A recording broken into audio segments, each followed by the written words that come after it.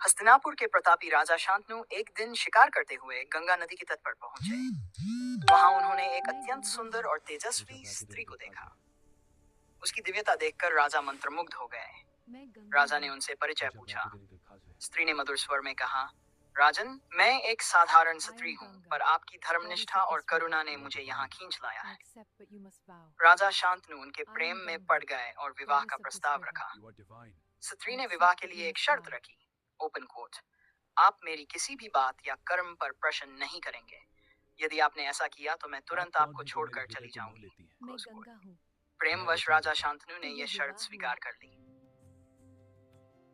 7 पुत्रों का त्याग विवाह के बाद स्त्री, जो वास्तव में माता गंगा थीं, ने एक एक करके 7 पुत्रों को जन्म दिया। लेकिन हर बार वे शिशु को जन्म लेते ही गंगा नदी में प्रवाहित कर देती। राजा शांतनु का हृदय हर बार टूट जाता, पर वचन के कारण वे मौन रहते। शांतनु अब समय जब आ गया 8वां है। पुर जन्मा और गंगा उसे भी नदी में प्रवाहित करने ये लगी, अष्ट वसुओं तब का राजा शाप है। शांतनु का धैर्य टूट गया। ये क्या कर रही हो? ये उन्होंने जलपाश व्याकुल है। होकर पूछा, ये आप क्या कर रही हैं?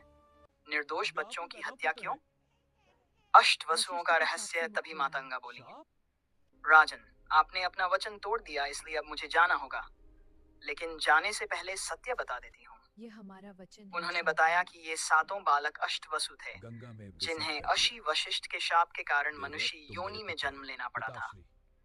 अशी ने शाप दिया था कि वे धरती पर जन्म लेंगे, लेकिन जन्म लेते ही मुक्त हो जाएंगे।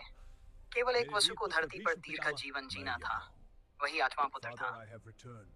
भीष्म का जन्म माता गंगा उस 8वें पुत्र को अपने साथ ले गईं और